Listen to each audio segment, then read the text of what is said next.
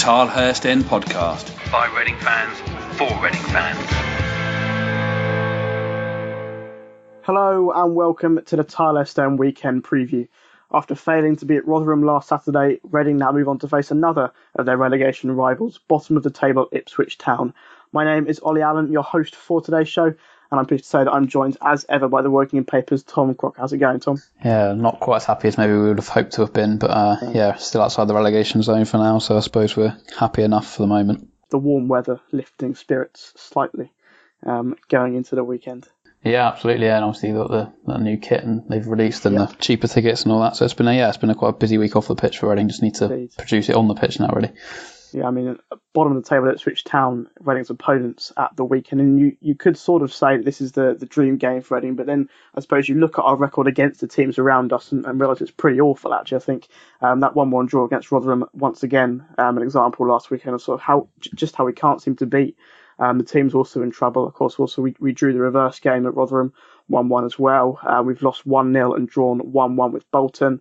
The other Ipswich game was 2-2, of course, at the Madstad. We drew 0-0 with Wigan, lost 1-0 at Millwall, and with our only victory against the rest of the bottom six so far this season being that 3-1 home win over Millwall. So that really worries me, actually, Tom, because these are the games, if you pick up the wins in, it can give you a massive boost, not just points-wise, but also mentally too. But what do you think the issue is, and how can Reading change that this weekend? Well, they haven't won too many in total, so it's just probably... That is very true. Yeah, I think it's just 6 wins all season. But obviously, I think we said it before last week that these 3 games coming up, they're the ones if you can win then, because they've got difficult games at the end of the season. And if you win these games, the teams around you, then obviously they call it a 6-pointer for a reason. You pull clear of some of these teams, and now they're drawing quite a lot of them, and they're still just stuck in and around them. So they're going to have to, if they don't win this weekend, then they're going to have to beat probably one of the teams higher up the table later on in the season. So they're putting pressure on themselves by not winning them. And yeah, it is a bit of a worry, I think, especially if they can't pick up the points this week and next week against Wigan. You'll look at it and you will start to look at the run-in and wonder where the points are actually going to come from, which is why I think these 3 games are so important, and why last week's game, while they did get the draw and stayed outside the bottom 3, it felt like a real opportunity missed to drop points to pull a bit clear. And I say within a week or so you could find yourselves in the bottom 3 and you've missed the chance to beat some of the sides in and around you. So I think it is a worry. Obviously the lack of wins in general is a worry, but to not be able to beat these teams, and you don't really go into them with too much confidence they're going to win them either, which as a fan and I imagine as a player, they'll know that they don't really beat these teams either, and it's all sort of a bit of a vicious cycle. It feels like you go into these big games and you're not too sure if Reading they might be favourites on paper, but you look at it and they don't pick up the wins against them. So it's been a worry that's been going on for quite a while now, and hopefully they can turn it around this weekend, and if they can, then that maybe will give them a little bit of breathing room that they're hoping to get last weekend. Especially as well when they take the lead. I think Mark said it on the main show. I think it was actually the title of the main show early in the week. It was just the same old story. Even when Reading do go ahead, you don't have that confidence that they can see that game out. But I'm expecting a fairly similar game probably this weekend against Ipswich as to the Rotherham one. Obviously, I think they play quite similar styles. I mean, I know Paul Warren, the Rotherham manager, wasn't too happy with people calling his team long ball, but I mean, when you've got the 4th most long balls per game in the division, I think that's hardly an unfair comment. I think he was aiming at Gomez and John Swift as well, but Ipswich have actually played the most long balls per game in the division, ahead of Rotherham and joint with Blackburn, so potentially more aerial bombardment for Reading to deal with this weekend. And how do you think Reading dealt with that threat last weekend, Tom? And have they got much to improve upon this time around?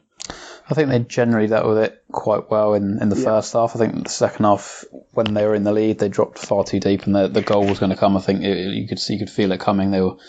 Reading, I don't think they weren't getting out there in half for a long spell of that second half, really. And Rotherham were piling more people forward, as you'd imagine. And Reading were dealing with it fairly well, but you only need one of them to fall and then it can go in. And that's pretty much exactly what happened. It fell to sort of 2 or 3 yards out and it was bundled in. So, so it might be a similar story. And I think, generally, they did deal with it fairly well. So he made the change from the bench, got O'Shea on to add another defender in there to try and deal with the threat that was going to come for the last 20 minutes or so. And that didn't really work out. And in the end, Rotherham could have nicked it with a chance at the end as well for them to win the game. So I think generally speaking they'll be quite happy with it. But if you only score 1 goal and you know Rotherham are going to keep putting the ball in the box, then I think that was pretty much what Paul Warren was trying to get at, really, with the long ball comment. It wasn't specifically aimed at Reading. I think it's just he says that in his mind it would be silly to go toe to toe with these teams, and in his mind that the idea is to get the ball down the wings and get the ball in the box, which is generally how they're scoring their goals. And obviously they got the ball in the box and got a knockdown and scored it, and there's nothing really wrong with it. If you're picking up the points and getting the goals doing it, then it works for them. And I think they've drawn 5 games in a row now doing it. So Reading, they say they dealt with it fairly well, but if you only score 1 goal, it gave them a big problem, and in the end it came back to bite them because they then couldn't go on and get the winner, and they had to settle for a point at home, which not really good enough. Looking at Ipswich's form in general, then they've drawn their last 3 games all 1-1 against Derby, Stoke, and Wigan, potentially showing an improvement. Although they haven't actually won, they've only won twice at home, all season. They've not actually been beaten by more than 1 goal at Portman Road since October against QPR. So yes, they are the worst team in the league, but it certainly won't be an easy game for Reading to try and go and blow them away. Who obviously Reading themselves haven't won just once away from home all season. Let's not forget. But this sort of is perhaps, Tom, sort of Ipswich's last chance saloon if they do want to survive. Yeah, definitely. I think it's effectively 10 points because of the goal difference behind Reading. Yeah. So I think that's the big difference from last weekend's game, really. I think Rotherham eventually were fairly happy with the point that Paul Warne said he saw Reading as one of their tougher games left of the season just because of the way Reading play and the way Rotherham can't really deal with that sort of high pressing. So, I think they were happy to take a point. Ipswich can't do the same, I don't think. If they draw that home game against Reading, that's pretty much that game over for them. I think that'd be fair to say with just 10 or 11 games to go. 10 points adrift would be, too much for them to get out of, especially when they've only won 3 all season. So, like you say, I did notice that as well. They all their games have been pretty tight recently, especially at home. And like you say, not I think in October since the last big home defeat. But so they have had quite a few draws. Quite a lot of their games to be tight, and you'd imagine there's no reason really why it'd be any different this weekend. You say Reading aren't great on the road themselves. They probably fancy they can go there and get something. Reading have only lost 2 of their last 8, and they were difficult away games at Derby and Sheffield United, so that you probably will go there and fancy they can pick something up. But to actually get over the line and force the victory, I think maybe the fact that Ipswich do have to go for it and do have to get the win could play into their hands if they play it cleverly and by the time maybe a little bit. And obviously there'll be a big Reading crowd down there as well, the cheaper tickets. So it should be. It's got the potential to be a good away day, but I think Reading are going to have to maybe bide their time a little bit and be wary that it's going to be a tight one, that they're going to have to try and nick and take their chance and just defend that extra ball into the box this time. They didn't quite manage it last weekend. It's definitely worth actually making a brief point on that. Fantastic pricing from Ipswich for this game. I think it almost makes you a bit sad to lose them from the Championship. I suppose Reading might well be joining them in League One next season. But looking at the odds for this one then, Reading are perhaps for the first time in an away game all season, very narrow favourites for this one, 8-5. According to the most commonly available odds at Odds Checker, #GambleAware. Ipswich are slightly higher at 9-5, and the draw is 21-10.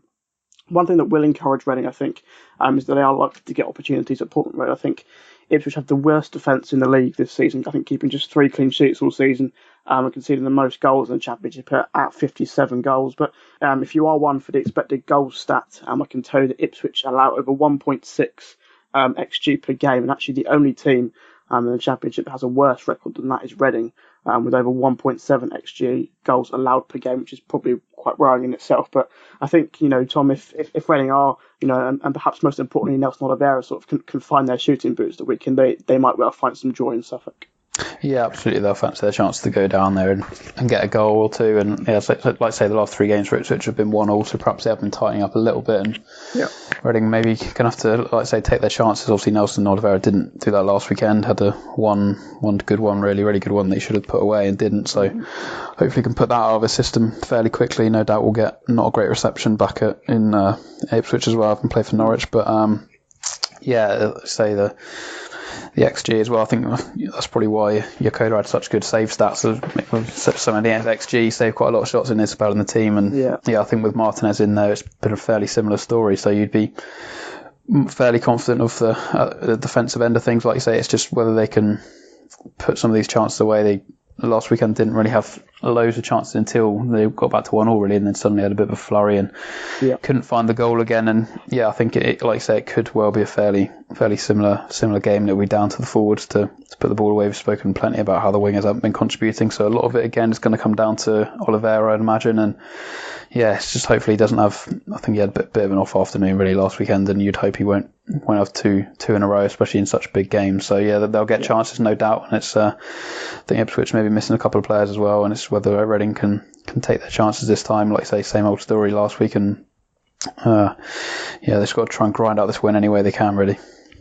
We'll try and talk about how Reading can try and create more goals, and when we discuss the potential team Jose Gomez will play in part 3 of the show. But it is now time for the view from the town end, where we get the thoughts of an Ipswich fan ahead of the game. The view from the town end. What the opposition think. Right then, view from the town end time now, and with Reading travelling to Ipswich at the weekend, I'm pleased to say that I'm joined once again by town fan Benjamin Bloom. How's it going, Benjamin? Great. Yeah, we were just talking off air. I stopped looking at the league table about 4 or 5 games ago now, and life is a lot better. It's like when you stop reading the comments on YouTube or whatever, and life just suddenly improves. It makes life a little bit more easier, yeah.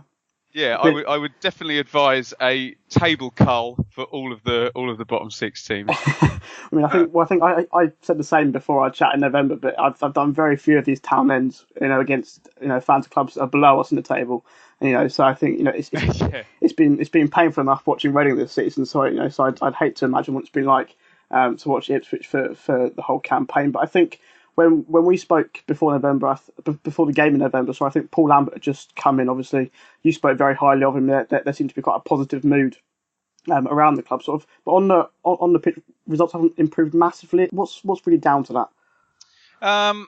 It's really interesting. So if we go back to that game, I was thinking about this before we did the call when I was driving home in the car. That was actually one of our best performances of the season. And then I was thinking, have we played well in other games? And I kind of identified our 3 best performances of the season were that game, and we didn't win. We drew 2-2. We lost 3-2 at home to Bristol City and Millwall. And I kind of thought our 3 best performances of the season we got 1 point from. So, that was really early on in Lambert's reign. And a lot of people would kind of have you believe if he'd actually got the win there, if Maite hadn't scored the second goal, maybe he might have got some kind of momentum going a lot earlier, because as it happened, we then didn't win for I can't remember when we played you, but we certainly didn't win for about another 3 or 4 weeks. So you're blaming Reading for Ipswich's poor form this season? I can blame many things for Ipswich being terrible this season, but no, it was at that game we thought, oh, okay, if it's gonna be like this, we might be all right, because we really went for you in the first 15 minutes, scored the 2 goals. Frankly, your goal was your only attack. It was a brilliant volley by Maite, and then we just ran out of steam in the second half, and it ended 2-2. But as we'll probably say a few times in this conversation, bad teams don't win games, and I think that kind of applies to both of us. But in answer to the actual question, he wanted his own guys in. He managed to get up to January, brought these people in, but then still the wins haven't come. Recent little run of draws, but it's now 3 wins in 34 games this season. No, I was going to say, actually, you touched upon it there, but obviously you've drawn the last 3 1-1 all against Derby, Stoke and Wigan. Is that a sign of improvement, or I think it's your longest unbeaten run of the season, which probably tells its own story. But is that an improvement, or have they sort of been underwhelming draws, perhaps? No, the Derby one. I mean, there's a caveat that seeing the next 2 Derby games, they're actually in a bad moment themselves. But the Derby one, they actually played quite well. Derby got a really muggy early goal, and then Ipswich kept it in fine. Stoke, not so much really. And the Wigan performance was actually really decent, because we were down to 10 men for 75 minutes. But that's just the way our season's going. When you actually get a chance, you're playing well against the team that you can beat, you get a red card, and you don't win anyway. So look, when you're as bad as we've been, I got mocked for saying it when we lost 2-1 at Villa. I was like, look, that's an improvement. We were in the game. With 5 minutes to go, we could have got points, and particularly away from home, we've just been so dreadful that it's been different at home. So that might factor into the conversation about Saturday's game. Well, I've been doing some research for our show ahead of the week, and I think you haven't lost by more than a goal at home since October. So is that true? That's what I was. Really? Okay. Unless I've got my facts wrong, but I was going through the no. I mean, I was going through the results, and I think it was possibly QPR, possibly. Yeah. I'm we not lost sure. 2-0 against QPR and against Borough at the end of Hurst. Yeah, that's a really good point. Yeah, I'm not. But what's the general mood amongst the Ipswich fan base? Sort of towards relegation. Obviously, do you still hold any hope of survival, or is it sort of very much sort of consigned to the fact that you might be playing League One football next year?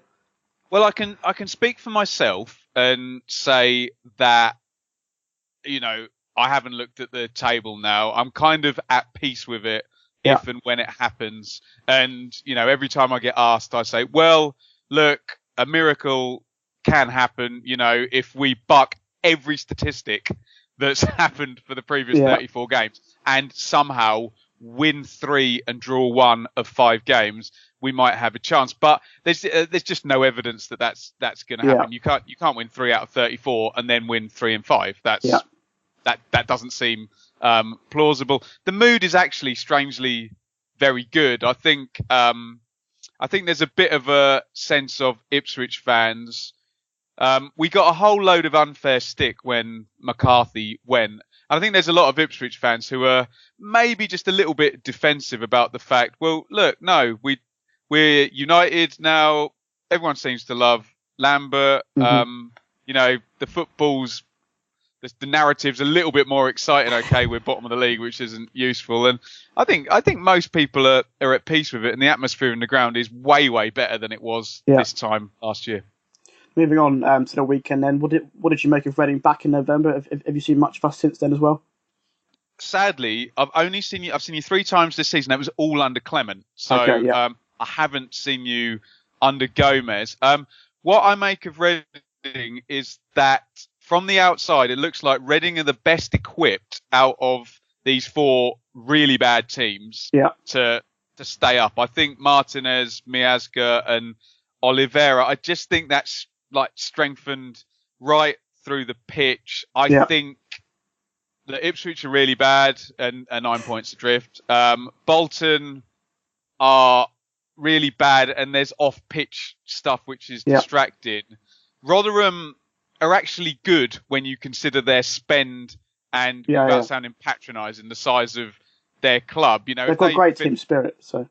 Exactly. They've got a philosophy. It might not be that pretty, as you probably witnessed last week. Lots of throw-ins and things long going balls, in. But if Rotherham finish 3rd bottom and get relegated, no one's going to say that's an abject, terrible, awful season. When I look at Reading, I do see, players that could actually scrape together a few wins. And I've been saying for ages, 3 wins or whatever. But the standard is so terrible that Reading have literally got to win 2 games and they'll probably give themselves a 2 or 3 point cushion because no one at the bottom can beat anybody else at the bottom. It's utterly ridiculous how that's, put the points total so low. Yeah.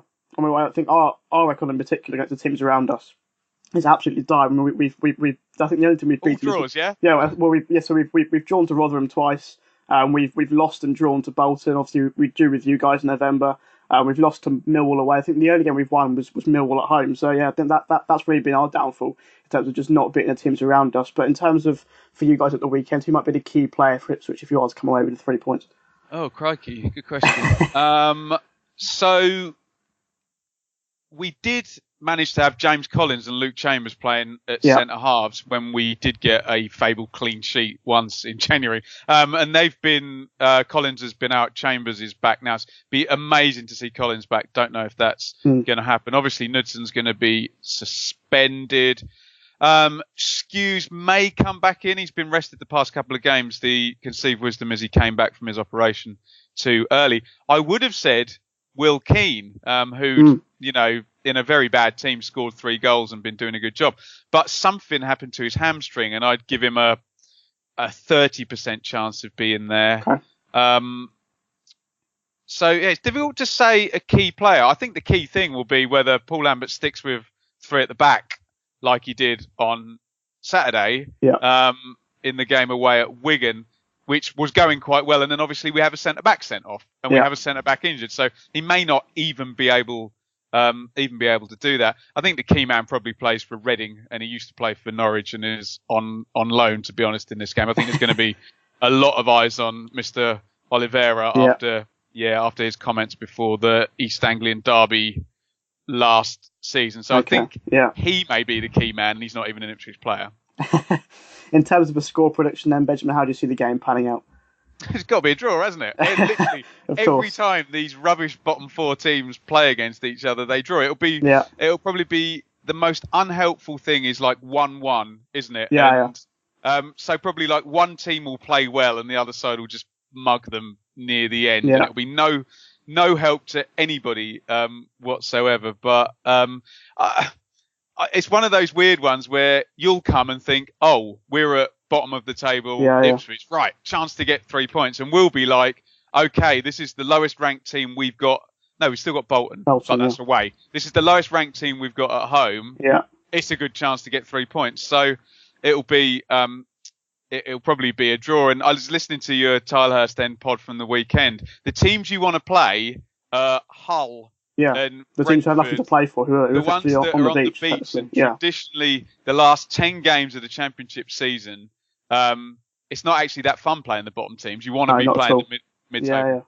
Well, I think that's what I'm sort of holding out for, because I think I very much feel that from our point of view, it might well go down to the final day, and we've got Birmingham on the final day, so sort of hoping that they sort of don't make their way into the playoff mix and have nothing to play for, because we've still got Norwich to play, Middlesbrough to play, Leeds to play. We've still got a lot of very difficult teams to play. So from our point of view, is this weekend. Ollie, do you want to guess our last two games?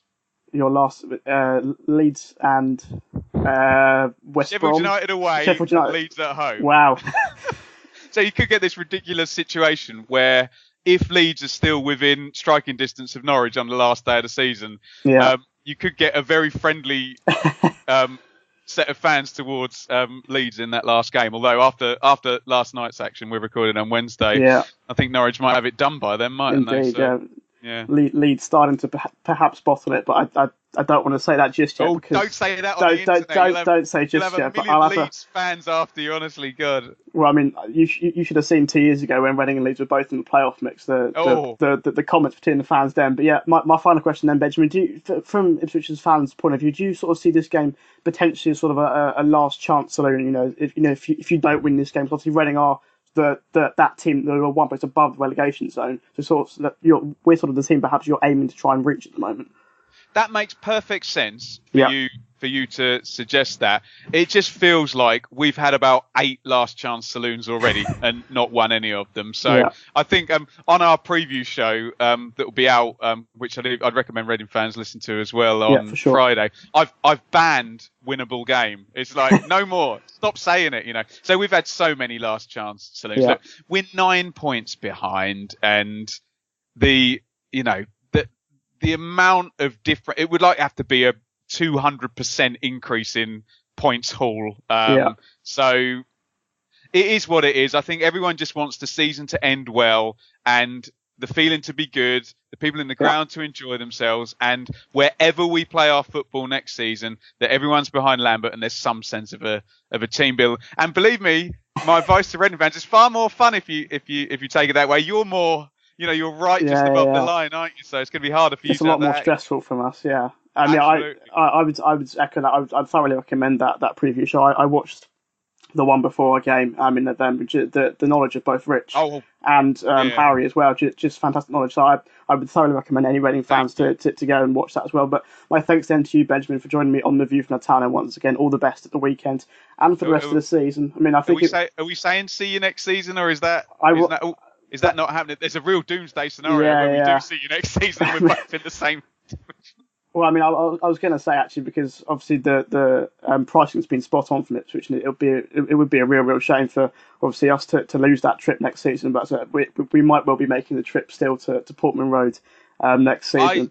I make you favourites to do. I think a lot of neutrals would like to say, Little Rotherham against Little Reading, and they'd like to see Rotherham do it. But for sure, I just think those 3 guys that came in, and Ijari is playing well, right? As well. He scored last week, so I think your recruitment's going to make a difference. Yeah, I think that's what most Reading fans are hoping for as well. I think of those three you mentioned, Oliveira, Miazga and Martinez, they've all made a massive difference. They've all been nominated for our Player of the Month award for February as well, so that shows you what an impact. First month. Yeah, in the first, so that shows you what an impact they've made. But it's now time then for me and Tom to discuss Reading's team news ahead of the weekend and pick up preferred lineups for the game. Get social with the boys. Find them on Twitter at the Tilehurst End and facebook.com/the Tilehurst End. Welcome back to the Tilehurst End weekend preview.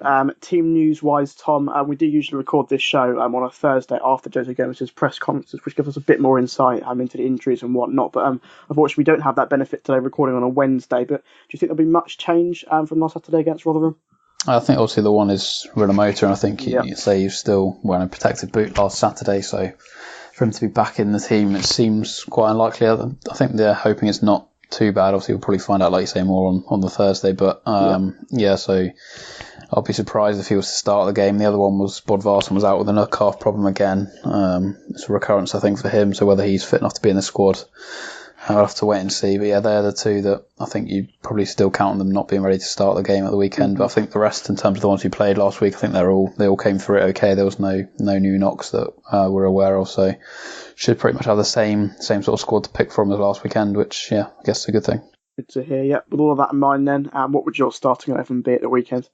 So I'd just make one change, which would be Barrow in for Mate. So it would be Martinez, Yadol, Miazga, Moore, Blackett, and then the midfield, Baker playing deeper like he did last week. Thought he played well last week. Majaria and Swift, and then Barrow, McCleary, who had a good game as well, and then stick with Oliveira up front despite his struggles. He's still clearly the best they've got in that position. So just one change for me from last week.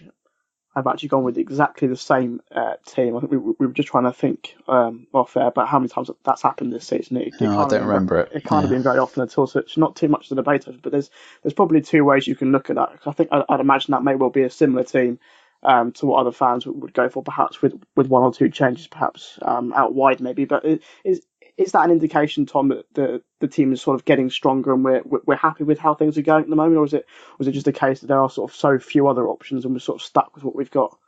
Probably a bit of both. Obviously, there's no Josh Sims or Myler to try and throw in the team. Indeed, no. But I think we said before that there's less senior options to pick every week now. And in terms of the ones that are playing, you look at the people on the bench and you don't really see that as a massive upgrade. I think defensively they've let in fewer goals, obviously, apart from the Sheffield United game. The defence has been fairly solid. Obviously, Blackett missed that game as well at Sheffield United, I think. So in terms of that back five, you don't see any reason to change that. And then in terms of the midfield, obviously they tried Liam Kelly for a few weeks and he didn't have a particularly great time. So you look at, obviously, Rinomhota injured and you only have really three central midfielders left ready to pick from in terms of Baker, Ajari and Swift. And then, like you say, the big ones, I think, when you look at it, is always, unless they change formation at some point, is the two wingers. And so none of them are really scoring.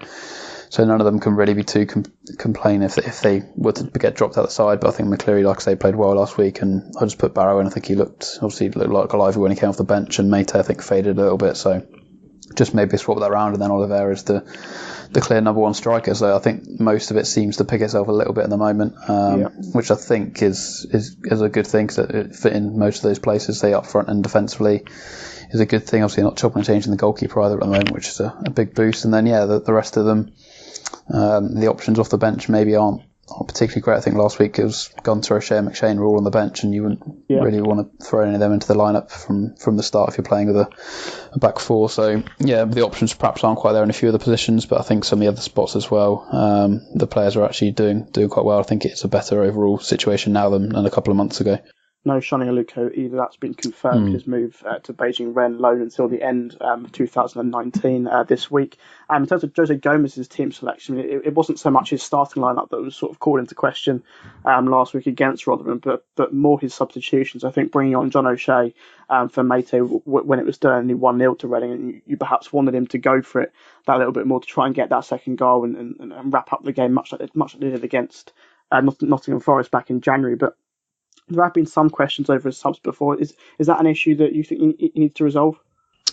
I obviously think last week it wasn't particularly well managed from Gomez. I think that's pretty fair to say. Speaking to him in the week on Thursday, I got the sense he sort of said that they had a bit of a plan B from the bench if they needed it for the last 20 minutes. So I did sense when I saw O'Shea was on the bench and McShane that O'Shea was going to be the one. He just had him ready to come on and try and head balls away if they needed to for the last 20 minutes, which obviously they were 1-0 up, and it didn't really surprise me when he came on. It didn't perhaps work out. Obviously, I don't think O'Shea had a great game. He wasn't really in the position to head the balls out of the box, really. I think for me, obviously the fact that the other two subs came so late on, I did have a bit of sympathy as well in that Ajari and McCleary were both playing quite well at that point as well, before they got taken off, so it was difficult to see what to do. But for me, I think as soon as it went to 1-1, I would have probably maybe got Miazga off and got another winger on, just gone to a back four again. I didn't see the need to. Yeah. If he really wanted to go for the win, then I think that's what he could have done as a way around it. But I think it was a bit of maybe conservative to not then go on and lose the game. I think that would have been quite disastrous to lose it from 1-0 up. So I think it maybe a little bit conservative, and I think obviously in hindsight you can look at it a bit differently, but yeah, I think in a sense it made made some sense, if you like, to bring O'Shea on because of the way the game was going. They were dropping deeper and deeper, but it just didn't really work out. And I think after that they didn't really react to it very well after either with the late subs. So yeah, it wasn't particularly well managed. And I think in terms of the subs, you'll look at it maybe a little bit differently this week, but I think that they did make some sense at the time. But yeah, that's sort of how I saw it on the day. I did actually advocate John O'Shea on this show last week to start, actually. But I did say you should probably play at centre-back. He definitely isn't mobile enough to play in that defensive midfield role at 37 years old. And I know he's played there in the past. I mean, he's played pretty much every position in his career. But I think at the age he is, it just wasn't the right position for him to be playing in front of that back four. But in terms of a tactics point of view, I think there seemed to be a bit of an issue really in front of goal last weekend. Reading had 15 shots on goal. But just 5 on target, of course, just the 1 goal. But how can Gomez look to change that? Obviously, Nelson Oliveira probably had perhaps his worst game in a Reading shirt so far. I mean, I've still got no idea how he missed the opportunity from only a few yards out. But is it just a case of sort of hoping that he finds his shooting boots again, or do you sort of you need that support from out wide and from the midfield? Yeah, I think that do need support. I think Ajaria played in a higher role, and Gomez was saying how he's been speaking to him in training about getting forward more, and they can do more than he has been showing. So I think he could be possibly the link between the midfield. Obviously, like I say, the wingers, there's not too much more they can do now other than that they're not really going to change from what they've been doing all season. I don't think that it's got to keep plugging away and hope that something falls for them. Obviously, McCleary hasn't scored for such a long time, and he looks so good down the wing, but as soon as he got in front of goal, just seemed to freeze a little bit and doesn't look confident at all when he's striking the ball in front of goal. So yeah, that's obviously a worry, and I think the midfielders are the ones really. Swift obviously scored a couple of weeks ago. Ajaria scored last week, so hopefully they can start chipping him in a bit more, and yeah, hopefully Oliveira, like you say, probably just an off day for him. If 9 times out of 10, more than that, he would put that chance away. And late on, obviously the one with Barrow put it across goal, so nearly got to that one as well. So things just didn't quite fall for them. I think on another day they would have scored a couple, and it's been a problem obviously a few times now with the chances that they just haven't tucked away. I suppose someone you have got, Danny Loader scored a hat-trick for the 23s the other day. He may well be on the bench. He was on the bench last week, so he could get a bit of a chance at some point maybe. Just for a bit of a different option, maybe in behind the striker as he had played before. But yeah, the situation isn't particularly going to change. You don't think now. It hasn't really all season, and yeah, it's just like I say. Hopefully, Ajaria, that goal can give him something, and Oliveira will score a few goals between now and the end of the season. I don't think there's any doubt about that. And yeah, Swift and maybe a couple of the wingers to chip in a couple as well, and maybe that would just about be enough. But yeah, it's going to be. They're not suddenly going to start scoring loads of goals, I wouldn't have thought, but maybe just 1 or 2 this weekend will hopefully be enough to get the job done. Prediction time then. We both went for wins last week, but I can still say I was still wholly unsurprised to see Rotherham get that late equaliser. But what are you going to go for this weekend against Ipswich, Tom? I can't see anything other than another 1-1. Just obviously Ipswich have drawn three in a row.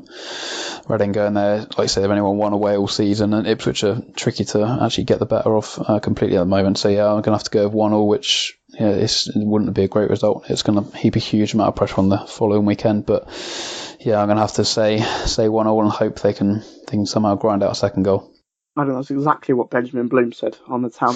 It was this game is destined to be 1-1, and I actually have to agree with that as well. I can really see either side winning it. I think, to be honest, from Reading's point of view, I think it's definitely a must-win game for both sides. So, but yeah, I'm going to follow the trend of Ipswich's recent matches, and also our failure to beat the teams around us, and also our failure to win away games and go 1-1 as well. But Benjamin did actually make a good point, Tom, as well. I'd be interested to get your view on this as well. So, is it really more about picking up more points than the teams around you? So if Rotherham and Bolton lose at the weekend, for example, a draw for Reading may well be seen as a good result. But I suppose that could also be seen as an opportunity missed, perhaps. Yeah, so I look at the run-in and I worry that they're not going to pick up the points then, and they're going to look back at these games now and Rue not pushing home for the points then. But on the face of it right now, it looks okay because they're out in the bottom three and they can move another point clear with a draw. But then you get into some of the tough games that you got coming up against the sides at the top of the league. We saw what happened to Sheffield United. That could easily happen again in a couple of the other games, and that gives the teams around you a chance to catch up. So obviously right now it wouldn't be a disaster. I think it's much more of a must-win for Ipswich, and that if they don't win, I think they are pretty much gone. So Reading, they'll still probably be out of the relegation zone if they do draw it. But just longer term, I think they might end up regretting it if they don't win. But obviously now it's when Gomez came in, you hope that maybe they somehow miraculously win a few games and push up towards mid-table. It's pretty clear that's not going to happen now. They're going to be stuck in the bottom six for the rest of the season, and if you just keep picking up points from those around you every weekend, then eventually that's going to be enough to get you over the line. But I think it's looking even more clear now that it's going to go right down to the last week or 2 weeks of the season, and we're going to spend all weekend looking at Rotherham's results just as much as we're looking at Reading's, which is obviously far from an ideal situation. But if they can pick up a point this weekend and go a point clear of Rotherham, that'll be something. But I do worry about the games coming up towards the end of the season a bit more than perhaps it looks like on the face of what the table might say right now. Rotherham face Blackburn this weekend at home. Just for reference, I think Blackburn aren't on the greatest run of form. Obviously, Reading beat Blackburn at home this season, so it'll be interesting. If Rotherham can equal that result. Obviously, if they don't, it'd be a bonus in Reading's favour. Bolton travel to Swansea. Again, not an easy game. Swansea very good at home this season. And Millwall host league leaders Norwich. So not the easiest of games, perhaps, for Reading's relegation rivals. But there was actually a nice little section on Reading's relegation rivals in Pub Chat of this week's main podcast with Mark Mayo and Matt Lawrence, looking at each team's running. So do go back and listen to that if you haven't already. There's a full review of the Rotherham game on that one too. Sorry, my voice is just slowly going after my cold this week. I've got through the whole show and it's starting to croak. But Mark will be back after the Ipswich game to look back at that one. So keep an eye out for that in your podcast feeds. Tom and I will then return to preview Reading's game with Wigan at this time next week. Over on the website, thetilehurstend.com, our Player of the Month vote for February will be going live in the next few days, so do go and check that out. As will an interview with former Royal striker Rowan LeBird. I caught up with him earlier this week to discuss his time at Reading and what he's been up to since. I mean, he was very, very honest, really, about how he got complacent and has now slipped all the way down to National League North. So do go and check that one out as well. On a similar note, Tom, what can we look forward to reading on the Wokingham paper in the next week or so? Obviously the main one will be the press conference on Thursday, which will be up on wokinhampaper.com, and updates for that on at Tom J. Crocker on Twitter. And then, we've just got some of the content up and interviews from last week. So some Matt Miazga stuff to come, I think, and some of the women's stuff as well over on the website. So, go and check that out. And, I'll also be live from the press conference at 12:30 on Thursday. So, that'll be on Twitter at Tom J. Crocker for that one. Fantastic stuff. I will wrap up quickly before my voice goes completely. But all that's left for me to say then, Tom, is thank you very much for joining me on the Tilehurst End Weekend Preview once again this week. Pleasure. Thank you, Olly. And as always, a big thank you to you at home for listening. Safe travels if you are heading to Ipswich at the weekend. There's set to be over 1,000 Royals in the away end at Portman Road, which will be fantastic to see. Come on, you Rs. The Tilehurst End Podcast. By Reading fans, for Reading fans.